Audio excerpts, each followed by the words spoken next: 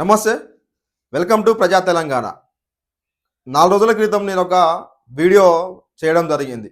మంత్రి పేరుతో దందా, సోషల్ మీడియా అడ్డగోలు వ్యవహారాలని ఒక వీడియో చేయడం జరిగింది.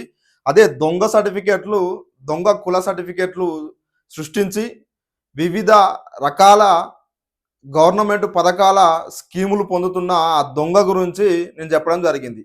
అయితే నేను చెప్పింది ఒకటి గురించి, కానీ ఆ వీడియో చేసినప్పటి నుంచి ఇంకొకడు బాగా రియాక్ట్ అవుతుండు. నాకు అప్పుడు తెలిసింది అసలు దొంగ వాడే అని.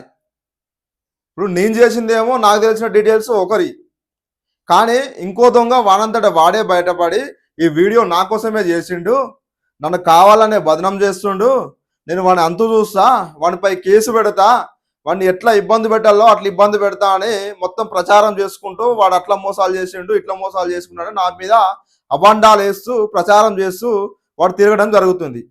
అయితే నేను ఇప్పుడు వాడిని అడుగుతున్నా, నీ జీలో దమ్ముంటే ఏం చేసుకుంటావు చేసుకోరా. నీ జీలో దమ్ముంటే ఏం చేసుకుంటావు చేసుకో.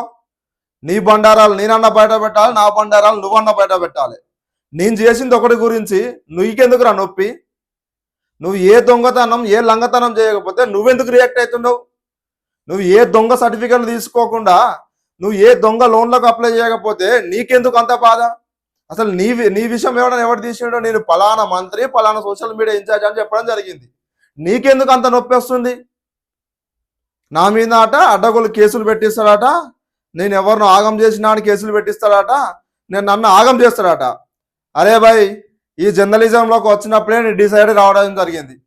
ఏది ఏమైనా ప్రజల కోసం, ప్రజలపై జరుగుతున్న అన్యాయాలను ప్రశ్నించడమే ధ్యేయంగా జర్నలిజంలోకి రావడం జరిగింది. నువ్వు ఏం పిక్కుంటావో పిక్కో, బరాబర్ చేస్తా, నీ వీడియోలు పెడతా, నువ్వేమేమి దొంగ సర్టిఫికెట్లు సృష్టించుకున్నావో, నువ్వు ఏ లోన్లకు అప్లై చేసుకున్నావో ఆ డీటెయిల్స్ అతి త్వరలోనే నీ ముందుకు తీసుకొచ్చి నీ గుట్టు రట్టు చేయకపోతే నేను జర్నలిస్ట్ మధును కాదని ఇప్పుడు అందరి ముందు చెప్పాలుతున్నా. నీకెందుకు రా నొప్పి? నీ పేరు తీసిండారా భయ్?